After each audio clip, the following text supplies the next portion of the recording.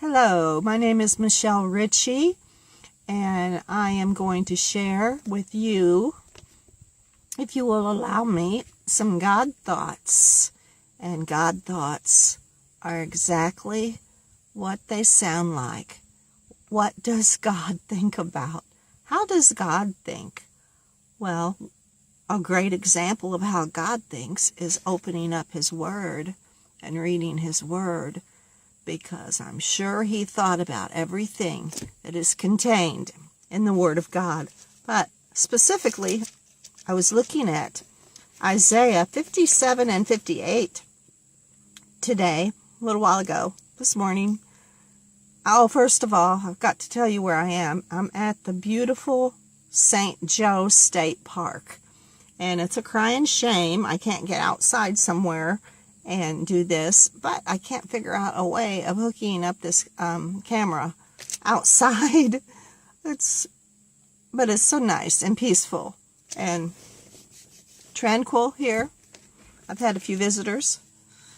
And anyway, Isaiah 58. Cry aloud, spare not. Lift up your voice like a trumpet. Tell my people their transgression, and the house of Jacob their sins. Yet they seek me daily, and delight to know my ways, as a nation that did righteousness, and did not forsake the ordinance of their God.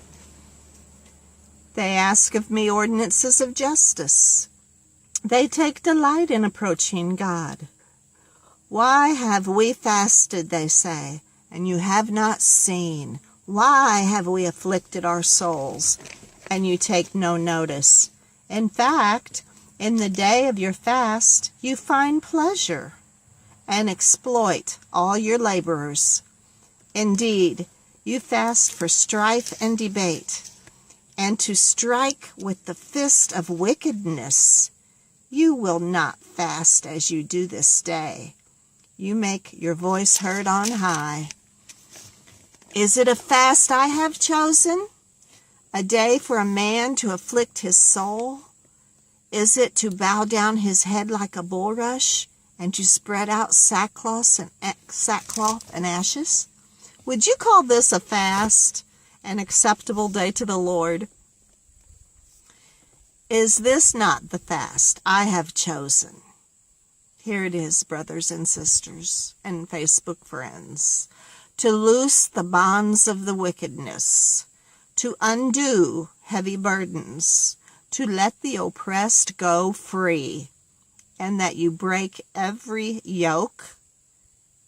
Is it not to share your bread with the hungry, and that you bring to your house the poor who are cast out? When you see the naked, that you cover him, and hide not yourself from your own flesh? Okay, right here. Then.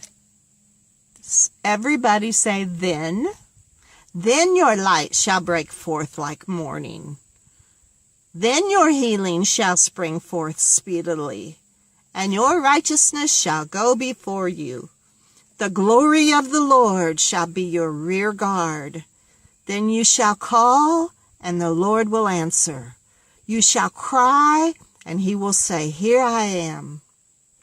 If you take away the yoke from your midst, the pointing of the finger and speaking wickedness, if you extend your soul to the hungry and satisfy the afflicted soul, then your light shall dawn in the darkness, and your darkness shall be as the noonday. The Lord will guide you continually and satisfy your soul in drought and strengthen your bones.